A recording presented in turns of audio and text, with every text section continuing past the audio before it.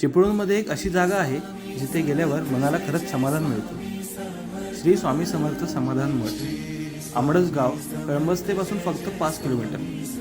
वाशिष्ठी नदीच्या किनारी वसलेले हे सुंदर मठ, सभोवताली हिरवगार निसर्ग. मठाजवळ पोहोचताच सगळ्यात आधी नजरेत भरते श्री स्वामी समर्थांची भव्य आणि आकर्षक मूर्ती.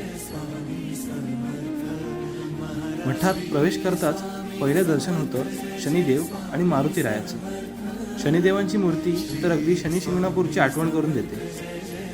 आत जाताना हम गया नहीं जिंदा है ही ओळ अंगावर काटा आणते. पुढे गेल्यावर स्वामी समर्थ यांचं दर्शन होतं.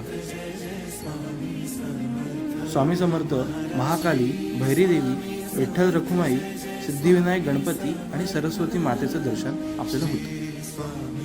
आणि खास गोष्ट म्हणजे मुंबईहून प्रवास करताना स्वामी समर्थ ज्या पाषाणावर विश्रांती घेतली तो पाषाण आजही इथे जपून ठेवला आहे. इथे नारळ, हार यांचा आग्रह नाही, दानपेटीही नाही, कारण हे ठिकाण श्रद्धेपेक्षा समाधान शिकवतं.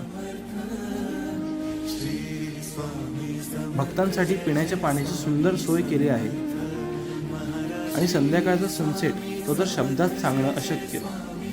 सध्या चिपळूणमध्ये खूप प्रसिद्ध होत असलेले हे ठिकाण एकदा नक्की भेट द्या. श्री स्वामी समर्थ.